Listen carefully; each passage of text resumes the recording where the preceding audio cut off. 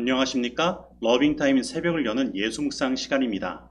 오늘의 예수묵상 범위는 마태복음 2장 13절로 23절까지의 말씀입니다. 오늘도 이 말씀 속에서 하루를 살아가는 데 필요한 영적인 힘을 얻게 되기를 간절히 소원합니다. 먼저 본문 말씀을 읽도록 하겠습니다. 그들이 떠난 후에 주의 사자가 요셉에게 현몽하여 이르되 헤롯이 아기를 찾아 죽이려 하니 일어나 아기와 그의 어머니를 데리고 애굽으로 피하여 내가 네게 이르기까지 거기 있으라. 요셉이 일어나서 밤에 아기와 그의 어머니를 데리고 애굽으로 떠나가 헤롯이 죽기까지 거기 있었으니 이는 주께서 선지자를 통하여 말씀하신 바 애굽으로부터 내 아들을 불렀다. 함을 이루려 하심이라. 이에 헤롯이 박사들에게 속은 줄 알고 심히 노하여 사람을 보내어 베들레헴과 그 모든 지경 안에 있는 사내 아이를 박사들에게 자세히 알아본 그때를 기준하여 2살부터 그 아래로 다 죽이니 이에 선지자 예레미야를 통하여 말씀하신 바 라마에서 슬퍼하며 크게 통곡하는 소리가 들리니 라헬이 그 자식을 위하여 애곡하는 것이라. 그가 자식이 없으므로 위로받기를 거절하였도다. 함이 이루어졌느니라. 헤롯이 죽은 후에 주의 사자가 애굽에서 요셉에게 현몽하여 일어나 아기와 그의 어머니를 데리고 이스라엘 땅으로 가라. 아기의 목숨을 찾던 자들이 죽었느니라. 요셉이 일어나 아기와 그의 어머니를 데리고 이스라엘 땅으로 들어가니라. 그러나 아켈라오가 그의 아버지 헤롯을 이어 유대의 임금됨을 듣고 거기로 가기를 무서워하더니 꿈에 지시하심을 받아 갈릴리 지방으로 떠나가 나사렛이란 동네에 가서 사니 이는 선지자로 하신 말씀에 나사렛 사람이라 칭하리라. 하심을 이루려 함이로라. 말씀 줄거리입니다. 요셉은 주의 사자를 통해 헤롯이 아기를 죽이려 하는 것을 알게 되고 그 인도하심을 따라 아기와 마리아를 데리고 애굽으로 떠납니다. 그리고 그 후에 헤롯은 박사들에게 속은 줄을 알고 베들레헴과 그 지경에 있는 2살 아래의 사내 아이를 죽입니다. 그리고 헤롯이 죽은 이후 요셉은 나사렛으로 갑니다.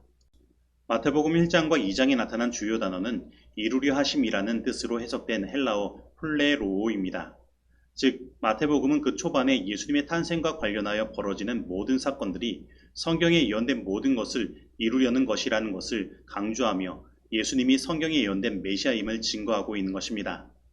그리고 오늘 본문은 이 플레로오를 3번 언급하며 예수님의 애굽 피난과 헤롯의 질투로 2살 아래의 사내 아이들을 다 죽이게 되는 것, 그리고 예수님께서 나사렛 사람이라 칭함을 받게 되는 모든 것이 성경의 말씀대로 이루어졌음을 보여주고 있는 것입니다. 그럼 먼저 예수님 가족의 애굽 피난에 대한 것을 살펴보겠습니다.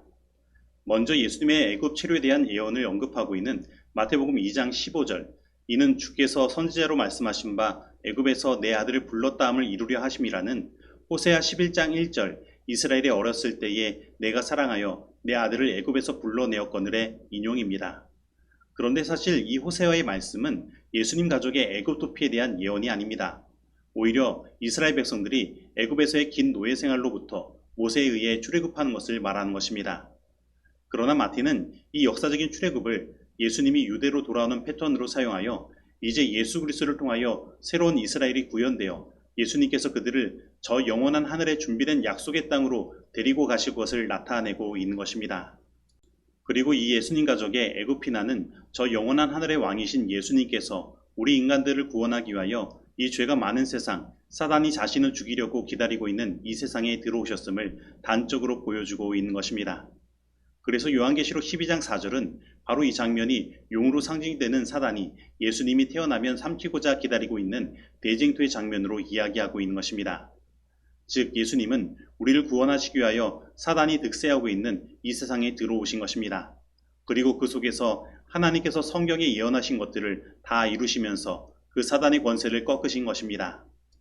그러므로 오늘 예수님 가족의 애굽 피난에 대한 성경의 기록은 예수님의 삶의 시작부터 대쟁투가 시작되었음을 보여주고 있으며 헤롯이 죽고 다시 애굽에서 돌아왔다는 것은 결국 헤롯으로 상징되어 나타나는 사단의 세력은 결국 망하고 최종적인 죽음을 당함으로 예수 그리스도가 승리하게 될 것을 보여주는 것입니다. 그런데 예수님 가족의 애굽 도피에 관한 초기 교회의 전설이 존재합니다. 그것은 예수님의 가족이 애굽으로 가는 길에 강도들을 만났는데 그 강도의 우두머리는 그들을 죽이고 그들의 소유물을 훔치려고 한 것입니다. 그러나 그 도둑 중 디스마스라는 한 도둑은 그 가족에게 어떠한 해도 끼치는 것을 허락하지 않았습니다. 그리고 그는 다음과 같이 말했습니다. 가장 복된 아이여, 나를 불쌍히 여기는 때가 오면 나를 기억하여라. 이 시간을 잊지 말아라. 그리고 이 디스마스는 후에 예수님께서 십자가에 달리셨을 때 그 십자가 우편에서 그를 기억해달라고 부탁한 십자가상의 강도가 된 것입니다. 즉 예수님께 한 그 기억해달라는 부탁은 실제로 그의 삶에 이루어진 것입니다.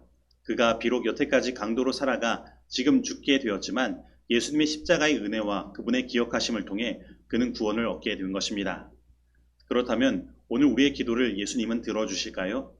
오늘 우리들이 예수님의 그 기억하심, 언약을 붙들고 기도한다면 예수님께서 그 강도의 요청을 들어주셨던 것처럼 분명 예수님은 우리의 기도에 응답하시고 우리를 구원하실 것입니다.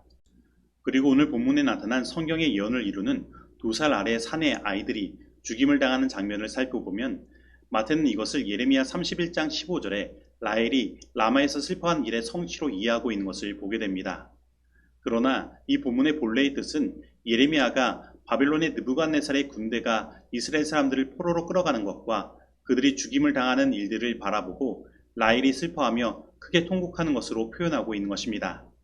그런데 마태는 이것을 민족적인 슬픔의 이야기가 아니라 예수님을 위해 희생을 당한 아기들의 죽음을 슬퍼하는 베들레헴 여인들의 통곡으로 적용하고 있는 것입니다. 하지만 예레미야는 여호와 하나님은 라헬에게 울음소리와 눈물을 멈추라고 하셨는데 이는 그 포로로 잡혀간 그들에게 미래에 대한 소망이 있었기 때문입니다. 그래서 이 예수님 때문에 일어난 이 아기들의 죽음은 사실 절망으로 끝나지 않을 것입니다. 분명 하나님께서는 그들을 살리시고 구원하실 것입니다. 그리고 실제로 교회 증언 1권 69페이지에 보면 화이부인이 하늘에서 보니 셀 수 없는 많은 무리의 어린이들이 있었는데 그들 역시 거듭 가장자리에 붉은 태가 있었다고 말하며 예수님 때문에 희생을 당한 어린이들이 구원을 받아 하늘에 있음을 말하고 있는 것입니다. 바로 예수님은 자신을 위한 그 어떠한 죽음도 결코 헛되고 허무한 죽음이 되지 않도록 만드시는 것입니다. 그러므로 우리는 예수님을 위하여 나아가는 길에 죽음이 기다리고 있다고 하더라도 결코 두려워할 필요가 없는 것입니다. 왜냐하면 예수님은 우리의 모든 삶을 책임져 주시는 분이시기 때문입니다. 마지막으로 예수님께서 나사렛 사람이라 칭함을 받는 이야기를 살펴보면 나사렛은 히브리어 네체르에서 파생된 단어로 네체르는 가지라는 뜻을 가지고 있습니다. 그리고 이 가지를 이사야는 이사야 11장 1절에서 메시아적 용어로 사용하고 있는 것입니다. 그리고 요한복음 1장 46절은 나사렛에서 무슨 선한 것이 날 수 있느냐라고 말하는데 예수님이 나사렛 사람이라 칭함을 받았다는 것은 예수님께서 아주 비천한 동네에서 자라나셨다는 것을 말하며 예수님의 겸손과 낮아지심을 나타내고 있는 것입니다. 즉 예수님은 구약의 선지자들이 예언한 대로 멸시와 천대를 받으신 것입니다. 바로 우리를 구원하시기 위해서 말입니다. 그러므로 우리는 지금 우리가 비천하고 연약한 삶을 산다고 하더라도 기죽고 살 필요가 없습니다. 예수님은 이 비천한 우리를 저 영원한 하늘의 왕 같은 제사장이 되게 하기 위하여 자신의 그 영광을 버리시고 비천한 삶을 사신 것입니다. 그리고 우리는 이러한 예수님의 모습을 본받아야 하는 것입니다. 우리는 다른 사람들을 구원하기 위하여 겸손하고 낮아지는 일들을 마다하지 않고 나아가야 합니다. 그러면 예수님께서 그 나사렛에서 자라나신 것처럼 우리도 그 겸손과 낮아짐 속에서 영적인 성장을 경험하게 될 것입니다. 누가 하나님의 사업에 자신들을 헌신할 것인가? 진리에 대한 지식을 가진 자들이 어디에 있으며 신앙 때문에 받은 고난을 마다하지 않고 그리스도를 위하여 능력을 받으며 전쟁 마당으로 나아갈 만큼 자아를 부인하면서 예수님과 그분께서 위하여 돌아가신 영혼들을 사랑하는 자들이 어디에 있는가? 누가 그것이 크든지 작든지 간에 하나님께서 그들에게 주신 재능들을 활용할 것인가? 누가 그리스도의 학교에서 매일 배우며 다른 사람들에게 귀한 지식을 전달하면서 겸손히 일할 것인가? 누가 마땅히 해야 할 일들을 찾아서 그 일을 할 것인가? 얼마나 많은 사람들이 세속적인 이익에 몰두하여 핑계할 것인가? 그대들을 얽어매는 줄들을 끊어버리고 포도원에 나아가 주님을 위해 일하십시오. 엘렌 G 화이트 자서전 276에서 277페이지의 말씀입니다. 이제 적용하는 시간입니다. 오늘 나는 예수님께서 성경의 모든 예언을 이루시고 세상의 모든 사단의 권세를 꺾으셨으며 최종적으로 우리를 이 애국과 같은 이 죄악 세상에서 구원하실 것을 믿습니까? 오늘 나는 예수님을 위한 모든 희생은 헛되지 않음을 알고 예수님을 위한 길에 죽음이 놓여 있다고 하더라도 그 길로 나아가는 믿음을 가지고 있습니까? 오늘 나는 예수님께서 나를 구원하시기 위하여 낮아짐의 자리, 겸손의 자리, 미천한 취급을 받는 자리, 곧 십자가를 지시는 자리로 나아가신 것처럼 나도 그러한 길로 나아가는 삶을 살아가고 있습니까? 오늘 이 말씀 속에서 내가 실천해야 할 것은 무엇입니까? 기도하시겠습니다. 하나님 아버지, 오늘 우리들에게 우리를 구원하기 위하여 사단이 핍박하고 죽이기 위하여 기다리고 있는 이 땅에 예수 그리스도를 보내주시고 우리를 이 죄의 미천함과 비천함에서 건져내어 우리에게 하늘의 영광을 입혀주시기 위하여 이 세상의 낮아짐의 자리, 겸손의 자리, 미천한 취급을 받는 그곳 나사렛에서 예수님이 자라나게 하시고 결국 십자가를 지도록 예수님을 내어주셨사오니 감사드립니다.